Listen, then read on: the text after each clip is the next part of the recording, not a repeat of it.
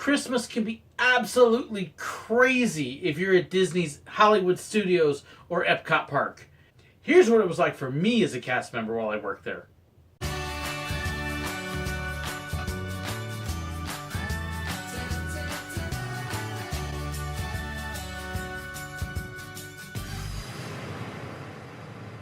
If you saw my other video about working at Magic Kingdom at Disney, or even the Silver Dollar City one at Christmas, then you already heard that the crowds at Christmas time at the parks are incredibly heavy.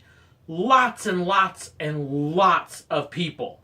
I can't emphasize enough how crowded the parks get during those times. You expect going in during Christmas season that it's going to be huge crowds and long days. You come home every day just getting used to the bruised and banged heels and ankles from the strollers running into you, your shoulders being a little bit bruised from people bumping into you as they're walking, or even your back because people aren't watching where they're walking and they just stumble right into your back because they're not looking where they're going. Or the crowd is so thick that they can't see you until they've already run into you. So you just kind of get used to being run into during Christmas time. It was still so much fun. Epcot had a lot going on. If you've never been to Epcot, then around its World Pavilion, they have all sorts of different country pavilions. Mexico, Norway, China, Germany, United Kingdom, France, Canada, Morocco. Every single one of these pavilions would have a holiday storyteller come out. And they would talk about how their country celebrated the holidays. Over in Mexico, you would have the Tres Reyes, the Three Kings, who would talk about trying to find the baby Christ child. Over in Germany, they would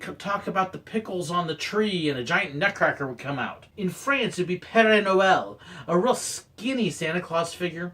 In Norway, you'd have this mischievous elf talk about the pranks he would play and play a few on the lady that was helping him tell the story. One of my funniest memories, though, actually comes from one of those storytellers, and that was Father Christmas in the United Kingdom. I was walking around the pavilion one time, and all of a sudden over the loudspeakers, you hear this weird voice talking, and people stop and start looking around, and you hear this voice going, "Oof, get the jacket out. Okay, see if I can get that sleeve." What on earth? That's Father Christmas trying to get ready, and he's got his microphone on. And once I realized it was this brief moment of panic, I thought, oh please, don't say something that would be really bad. And I immediately took off running. Now, I've got a big heavy camera and flash unit around my neck. I've got a PDA computer on my hip. And so I'm holding onto the PDA and I'm holding onto my camera and I'm running as fast as I can out this door, down and around, down this alleyway, around another corner, down another long driveway, and finally there's the trailer where he's getting ready. I was a little out of breath after running that. Come bursting in the door. "Stop! Your microphone's on!" Everybody stops. Oh no! And he immediately catches his microphone, turns it off. Big sigh of relief because he didn't accidentally let anything slip except trying to, grunt and groan a little bit as he was putting the clothes on. But nothing that would have been bad for anybody to hear. But still a funny moment when we realized how bad it could have been, because you never know if your microphone's on and you don't think it is, what might accidentally be said. All these storytellers, though, created a little bit of a problem for us. People wanted to have their pictures with the storytellers. Over in Germany, you had the giant nutcracker and everybody wanted to pose with a picture with the other storytellers because they would stop afterwards and take pictures. Except as Photopass photographers working for Disney, we weren't allowed to take their photo. And I know, at first I was like, that doesn't make any sense. Why? Because of union rules, they were not allowed to have any possible for-profit pictures taken of them by the parks, which was just dumb. Which meant that if the guests wanted to have their pictures, we had to use the guest camera, which we didn't have a problem with, but we absolutely could not use ours. It was very frustrating sometimes when you have guests that want you to help them and you couldn't do it. I at least made sure that I got the absolute best picture possible with their cameras. Kind of annoying. We run into that kind of thing every now and then, particularly at Epcot, but occasionally at the couple other parks too. I know why the rule was there, but it was dumb. The other thing that would happen at Epcot during the holidays is people would do what we called drinking around the world. Epcot is one of the Disney parks where they actually serve alcoholic beverages. And people would come in and they'd start in the middle of the day at one end or the other of the World Pavilion, and they would stop at each pavilion and pick up a drink and make their way around the world. Well, you've got several different countries there and several different drinks, and so by the time they've made it halfway around, they've had a good little bit. And by the time evening would come, you get some people that were pretty well sloshed. Some people would have a little hard time walking or talking. It would just get a little bit interesting, let's just say. I was asked a few times to take pictures that I couldn't take. For example, we could take a picture of a couple kissing, but there were certain kisses that we definitely couldn't do. Or they would want to take pictures of them posing in not necessarily appropriate ways. Yeah, sorry, sir, this is Disney, and I don't care how much you've had to drink. I'm not doing that. I can remember actually one time that one of my guests was a little bit tipsy, and they started to tip. Their friends had to catch them and hold them up for the picture. And so you get some quite interesting characters after they have been enjoying their time drinking their way around. Hollywood studios also present a lot of fun moments and memories. When I was working there at the time, they had a big giant Sorcerer Mickey hat. It's no longer there, and personally, good riddance. It was ugly. But they would build a stage during Christmas out in front of the hat, and they would perform concerts. One of the groups that would come out was Mulch, Sweat, and Shears. And they were meant to be gardeners that would kind of cruise around the park a little bit, and they would put on a concert. They were always a lot of fun. Great band, very entertaining. Made it a lot of fun if we were out on the street waiting for people to take their picture of the hat and we weren't real busy. Hey, we got a real nice concert and got to be entertained while we were working and doing our job. But the other thing that was really a highlight at Hollywood Studios at the time, and again is no longer there, was the Osborne Spectacle of Lights. They would set it up in a place in the park called the Streets of America, where they had street scenes set up to look like San Francisco and New York. That's also gone now. They've scrapped that whole area as they're building Star Wars land. But they would take this huge light display and completely cover these, it was about 6 blocks worth of looking like American City, completely covered in several million lights. And then the lights were all tuned in to music like Trans-Siberian Orchestra, and they would twinkle and dance and flash and synchronize, and the whole street would be like this. It was just an incredible display where you could just sit there for a half hour and just have a blast. They would serve hot chocolate down in the street and have a whole lot of other things going on too.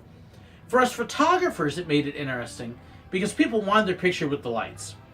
Who could blame them? It was gorgeous. And so we would be out there with our tripod set up, ready to go. And night pictures, they take a little bit of time to make sure you can get the whole scene behind them lit up real well. So it can be a 5 to 10 second long picture where the people have to stand there and go, and not move, because otherwise it turns the picture blurry. The Osborne lights made it even trickier, because what would happen fairly often is you would get the family lined up, everybody would get ready, and the lights would dim down. And you didn't want a picture with a black background. And so you would have to tell them, okay, folks, wait right there for just a few more minutes. It won't be too long, hopefully 30 seconds, a minute, and we gotta wait for the lights to come back up and then we'll get it. Okay, ready? Here they come, now! On Main Street at Magic Kingdom or Hollywood Boulevard, what could be like a 1-minute photo session could turn into 5 minutes down with the lights because it takes so long sometimes. So we would get these big long lines of people behind us waiting to get their picture while we're desperately trying to get them through, waiting for the lights to work for us. The other thing that happened down at the lights made for some very interesting moments, and that was the snow. It snowed while you were there, which was so cool.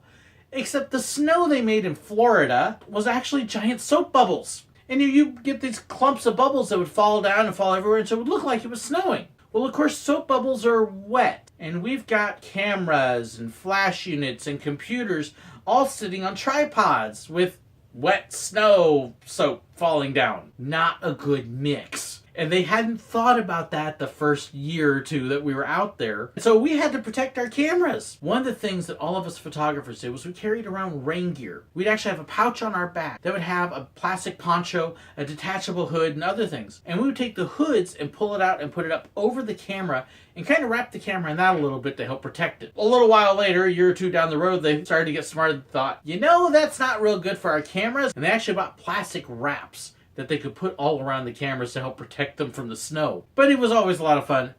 They also did one other thing that was really neat, was occasionally they would hand out glasses. What kind of glasses? Well, they would look a little something like this. I've got a couple pairs left, where you could put them on, and then you would look at all the lights, and it would make the lights look different. This one makes them look like snowflakes. They had angels. I remember looking at one of them having angels everywhere. Other different things. And so you come down and you grab your little paper visor lights and put it on and go, cool! And that was always a lot of fun too. We just had a great time down there though. Christmas was a great time to play. Great time with more people than ever to play with. And so we would get out and we just have a ball working with the crowds. Yeah, it was busy. Yes, it was exhausting. It could be very cold and tiring. But people were in such a good mood for the holidays. And that's what made it so much fun. That would be my encouragement for you too, is no matter what happens, even if things get crowded and stressful and everything goes crazy, keep a smile on your face, relax, enjoy the holidays. Thank you so much for watching. I hope you enjoyed this video and some stories of my time at Epcot and Hollywood Studios. If you did, please don't forget to hit that like button. Leave me a comment. Let me know what your holiday memories are at Disney or even other parks. If you're enjoying my videos, then please, please hit that subscribe button right there. Add on, that way you'll know anytime I put a new video out. I try to get them out once a week or so. Last but not least, I hope that you would think about supporting me as well. You can do that on my Patreon right there. I'll be sure to name you, and I have all sorts of other special promotions too if you help me out. Thanks so much. Have a wonderful holiday season and a very Merry Christmas.